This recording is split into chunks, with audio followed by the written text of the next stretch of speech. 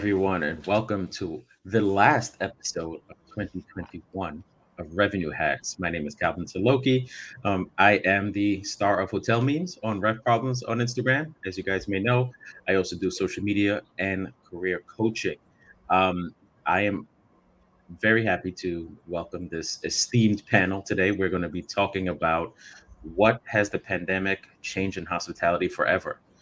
Somehow we need to squeeze this into 45 minutes. So good luck to us. We will start at the top. Silvia, please introduce yourself to the lovely crowd. Hi, everybody. So happy to be back here. My name is Silvia Cantarella. I've been working in revenue management for 17 years now, 13 years in chain, and 4 years for independence, running also my own consultancy. Sylvia's so awesome. She's speaking twice. She's got an echo. Exactly. Yeah. Try to fix this. Sorry, guys. No problem. Heiko. Yes. Hi, guys. I'm Heiko. I come into the field of revenue management through a rooms division part, and I've been working in revenue management more than 20 years now. I have been with global brands such as Hilton and Accor, and in the US and also in UK for a while. My last engagement was with Penta Hotels for the last 15 years, where I created and grew up a centralized hub for revenue management and central reservations, distribution, and e-commerce. Glad to be here. I'm very excited for a healthy debate. Glad to have you, and you win the award for best background. Very festive. I was just saying the Christmas tree is not ready yet. The kids weren't fast enough. But I did my job already. Yeah. You have the tree and it's standing up. You've done what you're supposed to do. That's it. The rest is up to them. All right, Mr. T. Hi guys, my name is Thibault. I'm the founder and managing director of Catala Consulting, a revenue management company based in London, overseeing some hotels across Europe and the US. Quite a regular over here. So glad to be back on the show with the team, and quite emotional about the last episode of this year. Looking forward for this discussion today. All right, and last but certainly not least, Linda. Hello, hi. I'm super happy to be on the last session. So my name's Linda Bekoe, CEO and founder of About Partners, and then also Bekoe. About Partners is a representation company that represents hotels and also apartments. Bekoe is more of a branding and marketing platform. I'm super excited to be on this, and I think that we'll have a lot of healthy discussions. I think so. Even some that are not so healthy. I mean, it's the holidays. Who cares about being healthy around the holidays? Let's get into it. Let's get into it. So I'm sure there are a multitude of things that we all have come to the table with that has just changed in this industry, I think, for the foreseeable future, if not forever. I'm going to go with Silvia, since I haven't seen you in the longest. We'll start with you. What is one thing that you think has changed this industry that is just not going back in the bottle? Well, the first thing is that we always thought that our industry, the tourism industry, was unstoppable, right? We always thought that no matter what we would have worked, we would always have tourists. And the pandemic taught us that it's not like that we can find ourselves in big challenges. So what really changed, I think, is the approach that hoteliers are starting to give it to the way they sell their hotels. Meaning we have our own assets, we have rooms, but we don't just sell rooms. So when there are challenges like the ones that the pandemic brought us, we really need to look at our hotels with different ways. What I call a retail approach to the sales, meaning we have rooms, we have meeting rooms, we have spaces. We needed to find creative ways to drive revenue from these assets, monetize every possible part of the hotels. And so this changed also the way that we as revenue managers, we act, because we need to be creative in the way we find suitable solutions for sale for our guests and opportunity to monetize on different assets that are available. Creating value, I would say that's the most important thing, because I've seen hotels that during the pandemic, and they're doing right now, they're just copying and paste what others are doing. Meaning, for example, everybody is selling staycation. I sell a staycation for my hotel as well. That's not the way to do a real retail approach to your sales.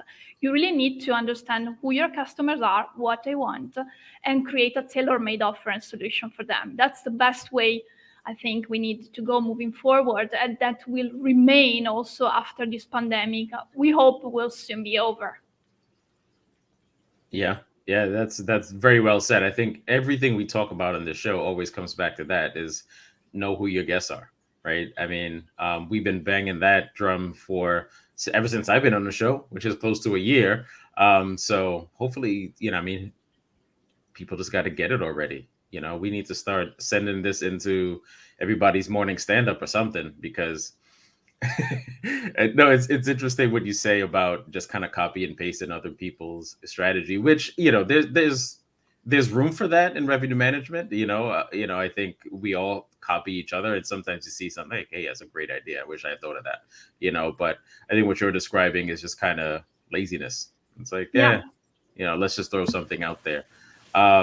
Yeah, Mr. T, you look like you're itching to say something. I'm always itching to say something, actually.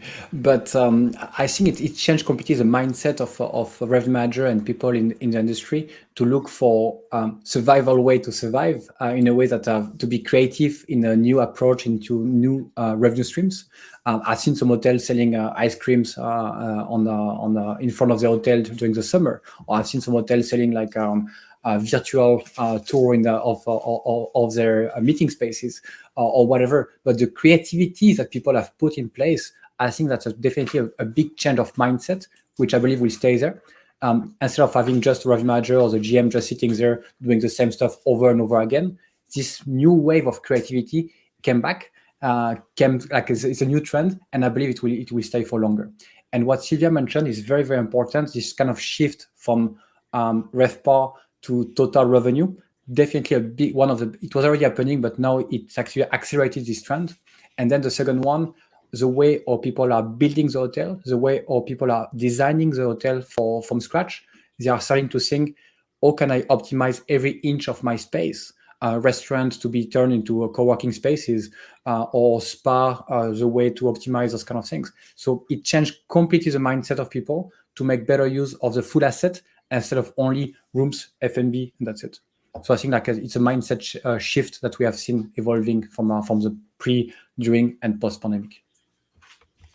Yeah, very well said. Heiko. Yeah, if I can just add to that in terms of creativity, what I also think that hotels and revenue managers and digital marketing teams have become more creative in how to drive direct brand business. I mean, quite naturally, brand shares have increased significantly. Not sure if these can be maintained, because we all know the OTAs have reduced their marketing efforts, right? So not sure if that can be maintained, but anyhow, what I certainly think will stay is these different mindset and different thinking and on how to drive brand, because now many have discovered how to do it actually, and will certainly not stop doing it. I think that's an upside, a good experience that has been made, and even though once the OTAs are back with their marketing efforts, I think a lot of it will stay. Also in respect to not just selling rooms, but also back to how to sell ancillary revenues through brand.com. Which I think is a very positive development. And I also believe that technology has kind of, in that short time mirror, also adapted to it and allowing more, more flexibility when it comes to selling ancillary revenues, or even acquisition of memberships, for example, into loyalty programs. I think I've seen some updates on booking engines that facilitate exactly that and to make that more seamless. Yeah, very, very well said. I think there's just a lot that we can't turn back the clock on, for lack of a better phrase. Linda, what are your thoughts? I think for me, it's really about sales and how we do our selling. So before, when we were all used to going to events, meeting clients face to face, I mean, we've all had to now embrace technology, and obviously Zoom and other collaborative approaches. So I think that, the KPIs and the way of measuring a salesperson really has to change, because you can no longer be measured, on the amount of appointments that you do, but it's about setting new KPIs. That's more, a little bit more result driven, as opposed to how many appointments. And I think that, that kind of old school teaching has to stop, because now you can see one client and get so much more. So it's more about consultative and relationship building. I think that that's really key. And I think also, digitally, we've had to embrace that. And I know that hotels, we've never been too forefront when it comes to our marketing. So that's why I think this time now that we've been able to do that, we just need to pivot that throughout. And you'll never go back to those days of not having good images. You have to have best. Yeah, that's always a bugbear of mine, is like, you see some hotels and they're so beautiful, and then you look at their website and you're like, I mean, it's like there's such a disconnect. And that's why, for me, I think that it's really important that people continue that journey, because people can no longer come to your hotel and see it. Yes, we can maybe do the virtual tours, but you need to invest and make sure that those virtual tours are the best possible tours that can be, in that sense. Yeah, that's that's a great point. I mean, I know we've talked a lot about imagery. That's super important. To have that first impression on your website. There's nothing worse than that. And I'm telling you, if you could have a beautiful property, but your website photos aren't great, nobody's booking, and that's going to be a huge part of the sales and marketing effort. I'm really glad that you brought that up. Also interesting with the KPIs too for sales. We've mentioned quite a few times in this show about the old school dinosaur mentality, and that's, to be honest, that's one angle I've never thought of the amount of appointments you have being a measurable for sales. I've actually never looked at it that way, but that's a fantastic point. So we got some comments coming in here. Let's see. With raising servicing costs, KPIs and revenue management are also seeing a shift in importance. That's also very true. Thibault, why don't you give us a little bit more about that? You're the resident revenue expert. But now we have a new one with Heiko as well, and Silvia. We are all actually. But I agree. The KPI have changed quite dramatically in the last few months, and as we discussed on the back, revenue manager became much more profitability manager, if I may say, in a way that we have been shifting from focusing on the Revpar to focusing on the profitability and looking at what is the impact on the bottom line and not only on the top line. So yes, we still optimize the top line, but we also keep in mind the bottom line, mostly because of the as you mentioned, the increase in service costs, the increase in payroll. All of this has an impact to the bottom line. So it's very important to add this dimension of profitability. So KPI are definitely one of the biggest shifts I've seen happening. And then on the last point, this kind of impact has also pushed a lot of hoteliers to reconsider to drop their rate, because they start thinking that if I increase my occupancy, I have more cost, and if I have more cost, I need to find more staff. I cannot find more staff, so I need to push my rate. I need to maintain my rate up. So all those kind of mindset has completely shift between what was during the pandemic and after. So yeah, definitely a big shift here. And if I may add, talking about profitability, also the focus on the distribution channels and how our approach as hoteliers changed, because we all experienced a drive to direct during the pandemic.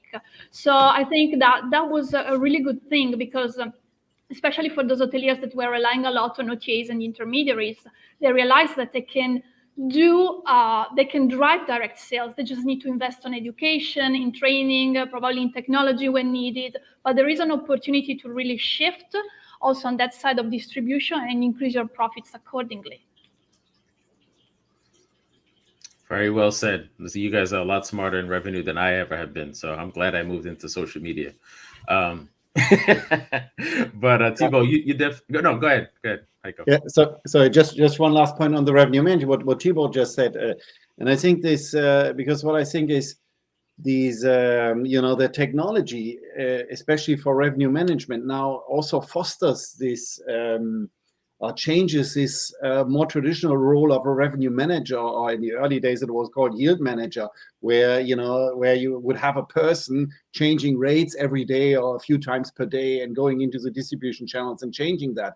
And for hotels that are lucky enough to have an RMS in place, that falls away pretty much. Yeah, so that role becomes more and more strategic, and quite rightly, they now have more capabilities and also more resources to look at profit rather than a profit, and also the distribution cost is also, distribution falls into the profitability, of course, and I think that's exactly the way it should be.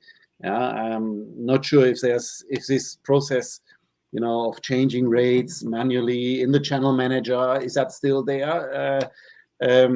I presume it is in some instances, but anyhow, I think it's definitely a good move to look at more profitability, also from the revenue management standpoint.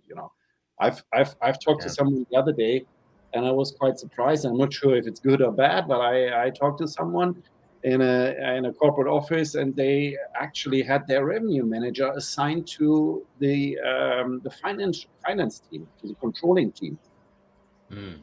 That could also be, it's something to be looked at. I think, it is not completely unrealistic. Interesting, right?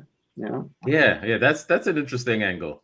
I mean, they are obviously very closely tied with the forecasting and the profitability, but just in my experience, just imagining revenue and accounting working in the same office or in the same department. Woo, boy. I think that's interesting. Good. Yeah, I think just to add on the distribution, one thing that I found as well with dealing with a lot of my clients is that, a lot of hotels who have their distribution through the GDS or the OTAs, they're now looking at their total cost, and some of them are not willing to bear the cost. So you found that, especially in the new RFP season coming up, some of them are increasing their rates between 15 to 20% because, they need to pay for these different distribution costs. So I think that's all taken into effect, but it's made each person more aware of each distribution cost, when before you were getting the business, so you didn't really care about the distribution costs. But now they're looking a lot more critical at how much business do we want from this channel, because this is going to be our cost of acquisition. Yeah, and I'm glad you set me up perfectly, because that's what I promote on social media. I mean, that is you're going to get such a better ROI focusing on that channel than you will, selling through OTAs or a lot of the other traditional channels. So it's something that really needs to be a huge part of your marketing umbrella and your efforts, that hotels really are dropping the ball on. I mean, if you do a good job there, if you put the same level of monetary backup, but also just the effort into social media as you do with your website and your digital marketing, you're going to see much better ROI on that. But I want to, Linda, we'll start with you in this one, but I want to jump back to the comment that we got from Daniela a few minutes ago. Do you agree that hoteliers are still sticking to the old ways when trying to deal with new problems? Yes and no. I think that there are, and this is probably not the best answer, but I think that there are some hotels that have evolved in that sense. But I think it also depends on the management team as well, because if you have a management team that's quite old school, they are going to try to do the same thing. Like, I know a couple of hoteliers or GMs that are still getting people to try to do face-to-face meetings, and they're still measuring people that way. And I mean, I completely don't understand that, because nobody wants to see you in that sense. But I think that it really depends on the change, or the different mindset needs to come from the top. And if the top isn't willing to change or embrace new ideas, then it's very difficult. So it depends on the chain, it depends on the individual, and it depends on the management and what they want to do. But there's still a lot of old school stuff going on, which is quite sad, because then we won't improve. As a best example for this one, actually. Also, thank you for your comment, Daniela. First of all, this kind of shift from revenue manager to profitability manager is not because they wanted to shift this direction. It was because they had to shift for survival. Yep. Because of breaking point, because of high cost, because of no demand. So we had to focus on this one. Now you mentioned about the old way of dealing with stuff. I fully agree with you. Because if you look at the most of what the hotel have been cutting first on the cost in most of the hotel was marketing, digital marketing, as well as revenue management. And I still don't understand why they cut on revenue management, why it was seen as a cost center rather than an opportunity on an investment center. And the same with revenue management system. I've seen a lot of hotels cutting down on their RMS from the moment the demand dropped. I said, like, why are you dropping on the system, which is not be seen as a cost, but should be seen as an investment because it brings ROI. So this kind of mindset, while it's still there, saying like, why I'm paying from the RMS, or the RMS should come later when the demand is back. So that's not true. RMS is still focusing on ROI. Revenue manager is still focusing on ROI, and that's still a ROI positive. But those kind of mindset didn't evolve, and people still see revenue management as a cost center, while it's mostly an investment, and it can bring a lot of ROI. So yeah, fully agree with what you're saying. Yeah, go ahead. I know somebody else has something to say on that. I think for me, from a sales aspect, a lot of people, have cut away their sales. And for me, it's like, okay, but you still need people to still go and talk to customers, because to understand what's going on, to understand how you can add value or reinvent yourself, or, have a better value proposition. And a lot of sales was just cut completely, or they were put on bare minimal hours. So you had, a lot of the times people were reaching out and they didn't know, or they would get no response at all. And that for me says a lot, because then you're not interested in your customers, because if your customers can't get hold of you, they will go somewhere else. So for me, I thought that whilst, yes, I understand the cost saving element, sales is still a very important aspect, and it's still important for you to keep in touch with your customers, because trust me, if you don't, somebody else will. So how important is that business to you? Yep. You took the words right out of my mouth. That's exactly what I was going to say. Between revenue and sales, I mean, I can't even imagine a mindset of, hey, let's get rid of the top line revenue generating departments because you don't need business. Was this pandemic never going to turn around? Did you think people were never going to start traveling again? Who's doing that? And but it goes back to this old school mindset that's been brought up. And this is a conversation I had on Ref Problems months ago, where, I had people coming to me and saying, well, we don't need sales. Front desk has been doing sales. And I said, well, how are they doing that? Well, we've been answering the phones and taking reservations. That's what you think sales is. So I actually broke this down on my Growth Spot podcast with a guest a few episodes ago. I said, let's imagine it's McDonald's, right? You walk into McDonald's and there's stuff on the menu, right? You look up and you order what you want. That's what you did. What sales and marketing is putting the stuff up on the board in the first place. Okay. Anybody can sit there and take an order. That's not sales. Okay. I've never sold in a hotel in that traditional sense. I could do that. If people just said, hey, I want to book a wedding, I need this many people, and I see your cost is this. Boom. Yeah, I can send you a contract and have it signed. Anybody can do that. What they can't do is what you've been talking about, Linda, is meeting with those clients, figuring out, does this person want to meet face to face? Do they want to meet, virtually? What do they like? What are their interests? How do I, phrase this hotel? How do I sell this hotel to meet their needs? That is a skill in and of itself that people, it's mind-boggling how many people in this industry don't understand what you do. Completely. That if it's one thing I've learned throughout this pandemic and having a lot of these type of conversations, is that a lot of people don't know how this business works. That's sad. But it's an opportunity. It's an opportunity for the one who understands it. because the one who understand it, who kept investing in digital marketing, who kept investing in revenue management, are now recovering faster than the other hotel and are driving much more market share than before. So I think it's an opportunity and a risk, but more an opportunity, I believe. Yeah. And I also think these ones will also come out stronger because these all this experience and all this knowledge that's been gained now throughout the pandemic, to make this, to drive more brand, to reduce the share of OTAs a little bit more, look more at profitability as opposed to just top line. And I think if these gained experiences will be adapted for the future, I think these companies definitely will come out stronger than before and faster. Absolutely. Sure. Absolutely. One of my favorite quotes now is one I found by Henry Ford, where he said, stopping marketing to save money is like turning off your watch to save time. I think I'm going to steal that. Absolutely. Take it. It ain't mine. It ain't mine. Go ahead, Silvia. Oh, no, but actually, I just wanted to add, it's actually going back to the first point that we discussed today. So in the mindset of people, like if we talk about revenue management, it was about forecasting and optimizing. Those were the two words that everybody had in mind. Many people had in mind when the pandemic started. And so that's why they left their revenue management at home. And a lot of people lose their jobs. While what really changed is that it's not more about just forecasting and optimizing. It's more about understanding and interpreting demands. And we have so much data available that we never had before.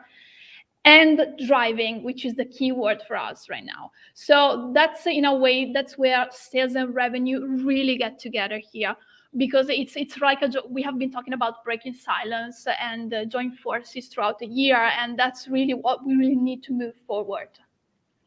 Yeah, absolutely.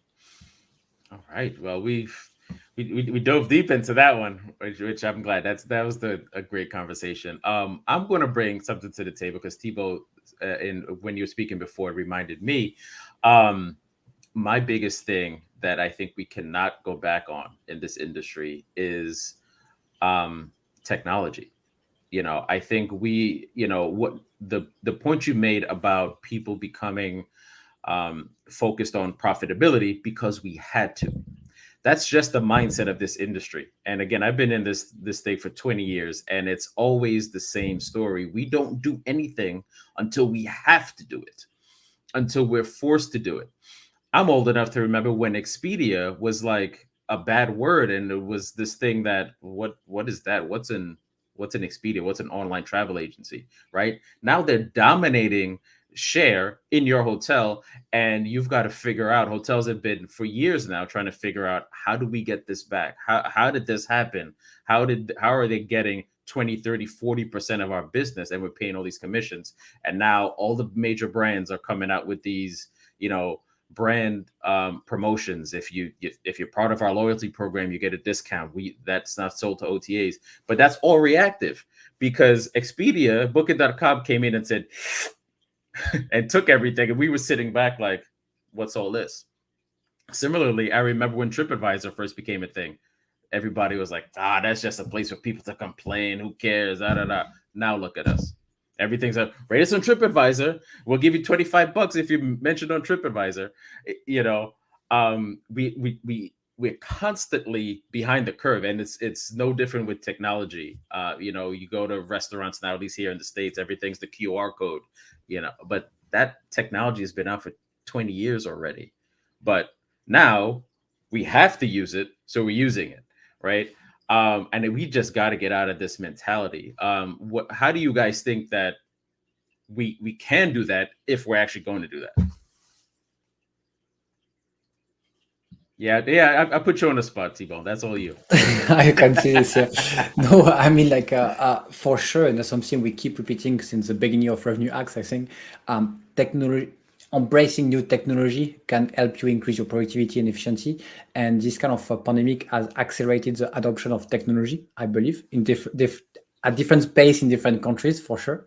But for sure, people has embraced much more automation, has embraced cloud technology. And again, going back to what you mentioned, not because they wanted to, but because they had to, because it's not necessarily a replacement of the staff, but an extension of your team to allow them to be a bit more, productive and efficient, because now we have a lot of staff shortage and everything, as we already discussed in previous shows. So technology is one to help them maintain those kind of level of service. So I still believe we are still behind when it comes to technology adoption, but we are seeing some good adoption when it comes to new PMS cloud, some new revenue management system, pretty much a lot. So I've seen a big acceleration when it comes to tech adoption, but we are still far behind in terms of curve. I don't know what about you, Silvia? You were mentioning like Italy was a bit behind, or yeah. So I think like it depends on the country or on a different pace every year. Well, I think it's a bit across the board. I mean, I totally agree with you. We needed to, and so we invested in technology this year. So that was the main reason. But the question is, why didn't we invest before? And what I perceive the issue is education. The fact that there are great pieces of technology out there, but if the basis of education, understanding how to read the data, how to use the data, how to work with that system in order to convert demand to drive more are missing, hotels just not can use it. They don't understand how to use it. So, I mean, there's a lot. I think there is still a lot to do on the education side, starting from the back to basics in all the concepts, being revenue management, sales, or front office or whatever. And then once you build on that education, you really can progress and invest and leverage technology. Because I've seen also many hotels that during the pandemic really said, okay, I want to go digital. So they brought great softwares, they bought fantastic pieces of tech, but they just left it there. They just did the basics and nothing else because they don't have time, they don't know how to use it, and they don't know how to leverage them. So, you know, I know that's the main issue for me, and that's what I'm seeing. But I think it's in Italy, but it's across the board. I think it's common to every one of us. Yeah, and I think the point on that very often is, especially from the corporate offices, maybe individual hotels might have an easier job there to do, but when you want to apply automation or machine learning or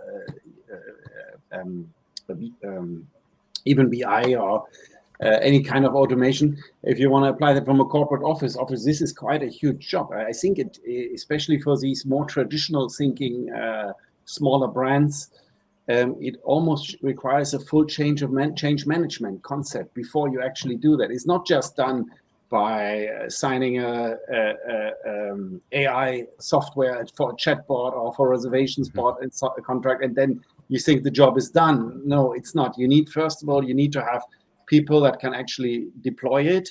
But then most importantly is that you also adapt the processes behind it, right? It's not just plug it in and then everything goes full stop, right?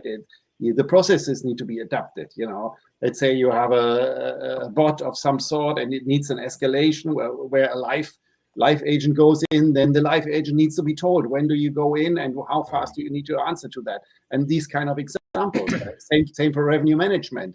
You know, when do you take when do you go on autopilot for your pricing, and when do you interfere?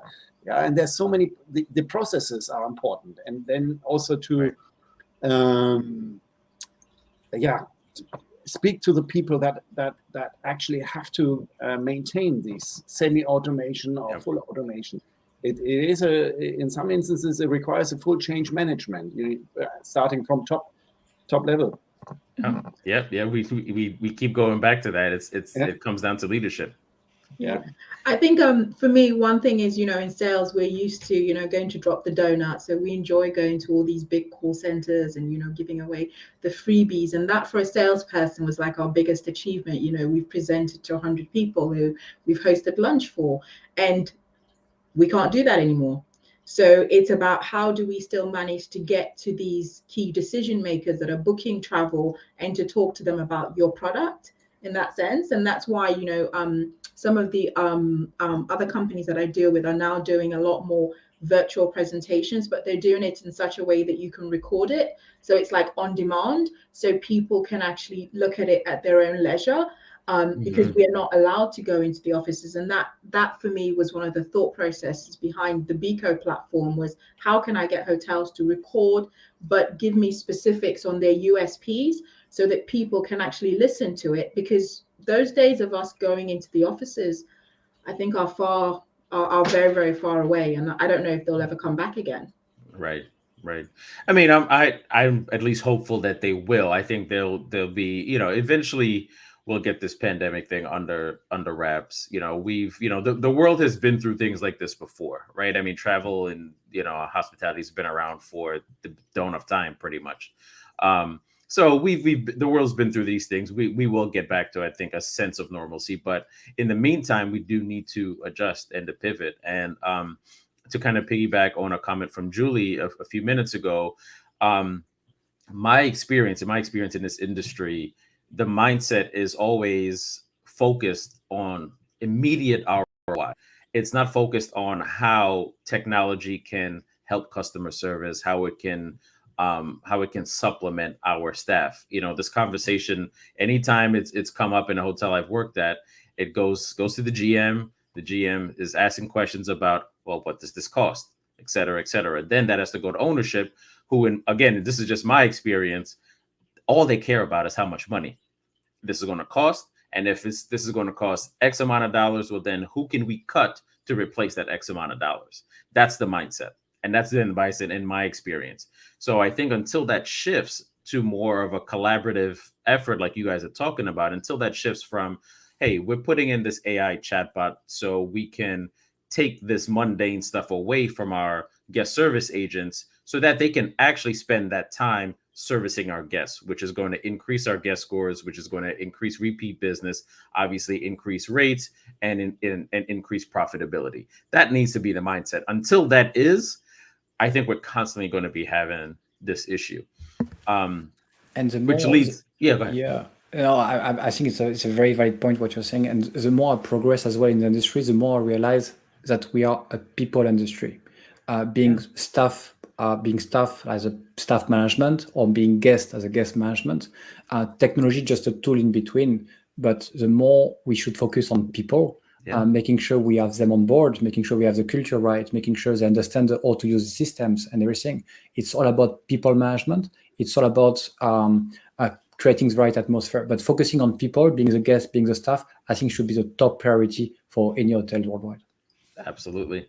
This is people business.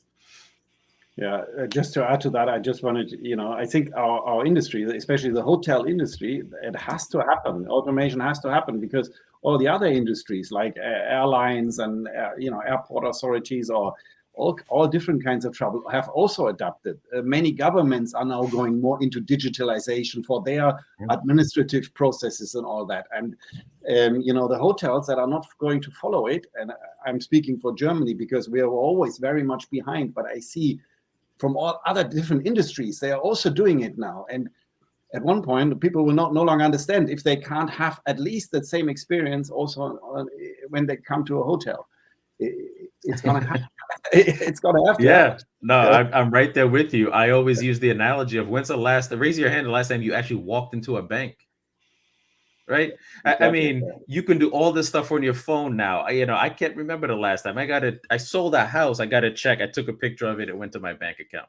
You know what I mean? This was a large check, and you don't have to do these things anymore. And what we're not, the point you're making is our guests, the general public, are used to living like this. You can do everything on this tool these days. But you go to a hotel, I need to spend 5 minutes at a front desk signing a reg card, swiping my credit card. And that's not to say that part of the experience is important, that first touch and, hey, let's explain to you the hotel and whatever. But that part of the process can be automated. So where now that front desk agent is basically a host. You know who this person is when they arrive. We have your credit card. You've already digitally done all this stuff. I can give you maybe a mobile key card. Or if you actually want a regular key card, here you go, sir. But hey, let me escort you to the room. Let me walk you through. Let me tell you what we have to offer. But the problem is what has happened traditionally and what needs to change is if we had that technology, which exists. I know people that sell this stuff that exists. they'll get that and say, well, now we don't need that front desk agent. That person can just come in, they can go to a kiosk and get a key and go to their room. And that's wonderful, hospitable service? Of course not, but listen, don't get me going. It's too early in the morning for me. I'm about to lose it. Well, we've got about 5 minutes left, and which kind of brings me to, I think, my major point here, for things that I think need to change, have to change. We can't go backwards. And for me, it's about training of staff, which is, kind of leads into, from what we've been talking about, where everybody's been crying about this hiring crisis, when, in my opinion, these issues have always been here. The pandemic just kind of wiped our slate clean and said, hey, take a good look at yourself. And we're going back to the old ways. We're going back to things like, I've heard things like, well, once the unemployment here in the States, once that runs out, people will be forced to come back to work. I'm like, listen to yourself. That's how you want people to come back to work? You want them to be forced? They have no choice. Their savings are run out. They're broke. Now, okay, yeah, now we got you. Now you got to come back to the office. Really? This is the stuff that's got to change. So I'm gonna drop this bomb. Heiko, I'll drop this one on you.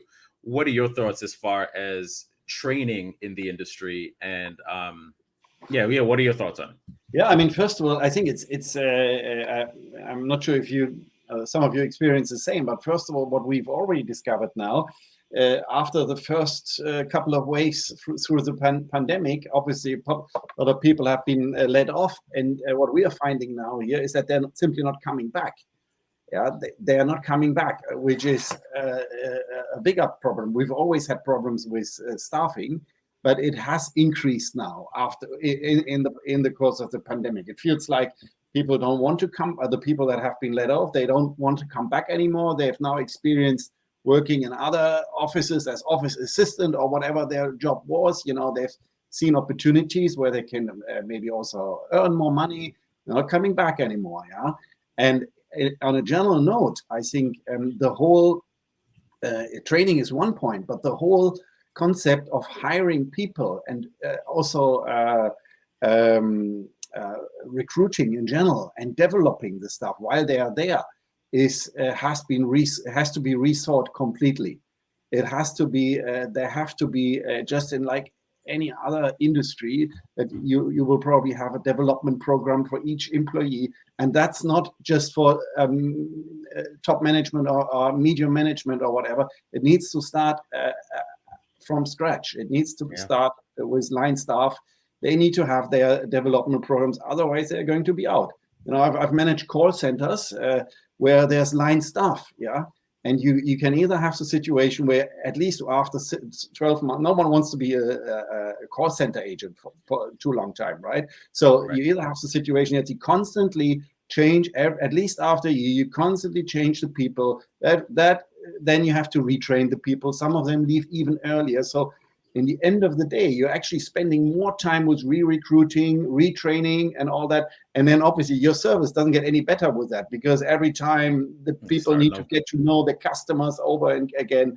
And to your point, training is one very important thing, but every team member needs to understand, needs to see some progress and development in their role, and that's a point that's simply missing in our industry, I believe. I completely agree. Very well said. Silvia. Yeah, I think also one thing that we're missing out is working on the engagement and the sense of belonging to our hotel, to our industry. I mean, sometimes I see like hotel managers that are complaining about the quality of service that is delivered by the people. So hotel managers are not happy, staff employed are not happy and leave. So why does this happen? Because maybe sometimes we need to spend just a bit more time engaging with people, make them part of our mission, why we want to deliver that kind of service, where we want to go, what is our brand philosophy. I mean, sometimes we just don't pay that much attention to that, but I think that would really make our industry more appealing and people feel more part of something that they belong to. Thibault, do you agree? Yeah, no, I agree, because we had an episode like a few weeks ago about mental health, and we have seen a lot of people during the pandemic who have been stressed out and left competitive industry saying like, I don't care about the money. I just, even if it's lower, I will go to somewhere else, which is more respecting my work-life balance. So I think as an industry, we need as well to take this into consideration and consider this when we do the rota or when we do the different development plan and all of this to make sure it's a good balance. And having some regular checking with our staff, saying like, "Oh, are you feeling okay? I know that this person left. What do you feel about this kind of thing?" Again, it's all about people. Your most powerful tool, technology or whatever, the most powerful tool in your industry and in your hotel is the people, and that's something we don't need to forget. And we need to retain them, because the cost of training, the cost of hiring, it's a lot of time, a lot of things. So retention should be one of the KPIs that we need to track on a regular basis, and we need to do everything we can to maintain and to increase this retention. Yeah. Linda, final thoughts. I think for me, as an industry, we've come a long way, whether we've been forced to embrace these changes or not, but we still have a long way to go. And collectively, I think that there needs to be a lot more collaboration, and definitely, reaching out to people who understand their field a lot better to see how you can make your property better. There's no point in working in silos, because that's not going to get us anywhere. And I always think that it's really sad that as an industry, we always wait for technology or changes to come from outside when we can actually start doing it ourselves by more collaboration. Yep, I totally agree. And I think I'll try to summarize everything we've kind of talked about here. And I think it goes to a change in mindset. I think as an industry, all the topics we've talked about here today comes back to a leadership and a cultural mindset. And if once that shifts, all of these other things will be embraced and implemented properly for the future. But we are actually over time, so I'm going to wrap this up. I told you guys 45 minutes wasn't enough to get into this. Great show. It's been a great year. Thank you to my esteemed panelists here for making me look good and answering questions with such intelligence. Thank you to the audience. Of course, you guys are awesome. You continue to be awesome with the comments and everything every week. Please, we look forward to seeing you in 2022. Please bring that same energy when we get back here in January. Our next show is January 5th, 1 p.m. in the UK, 5 a.m. where I am. We've got some new segments coming out. We've got the Growth Spot Minute, which is a spinoff of my podcast. So that'll be, training tips, career tips for you. We've got a trivia segment coming up. And of course, unlimited no nonsense for you in 2022. So thank you all. And we'll see you next year. Happy holidays. Happy New Year. And Merry Christmas.